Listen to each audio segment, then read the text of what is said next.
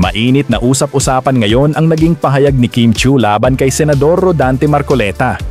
Nitong Martes, Setyembre 23, matapos ang mainit na pagtatalo ni Marcoleta at Senador Ping Lacson sa Senate inquiry ukol sa umano'y anomalya sa flood control projects, nagbahagi ng matapang na post si Kim sa X, dating Twitter. Ngunit agad din niya itong binura kalaunan.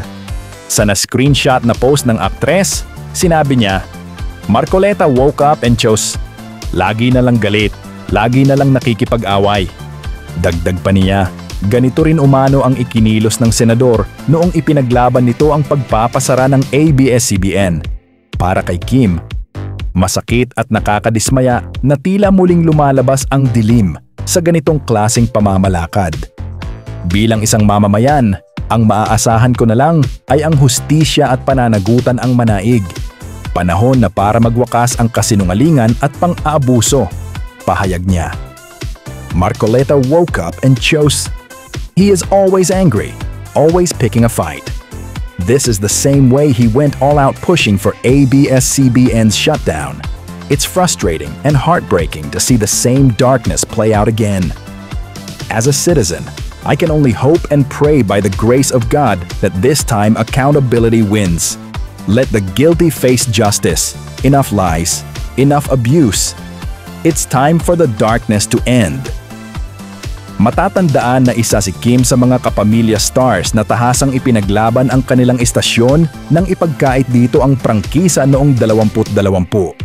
Dahil dito, inulan siya noon ng matinding pambabatikos, lalo na matapos mag-viral ang kanyang bawal lumabas na pahayag. Gayunman, nagawa niyang gawing positibo ang sitwasyon nang ilabas niya ang bawal lumabas song at merch. Samantala, hinala ng ilan kaya binura ng aktres ang kanyang post ay dahil sa posibleng panibagong pambabatikos mula sa mga taga-suporta ni Marcoleta at dating Pangulong Rodrigo Duterte. Ngunit sa kabila nito, mas marami pa rin ang nagpahayag ng suporta at pagtatanggol kay Kim Chiu. Narito ang komento ng mga netizens. Umiwas na lang yata sa ingay at gulo. Di lang niya napigil ang emotions kanina kaya napapost. She most likely deleted it for PR purposes. Not only is Marcoleta name-dropped, but also ABS-CBN. Kaya I don't really blame her at all for deleting it, especially as a public figure. It's the kind of post that should be kept to one's private social media. I agree with everything she said though. Marcoleta is such an obvious DDS pawn. Sobrang loyal niya sa AB. She was really hurt on what happened sa franchise kaya parang mukhang na-trigger siya.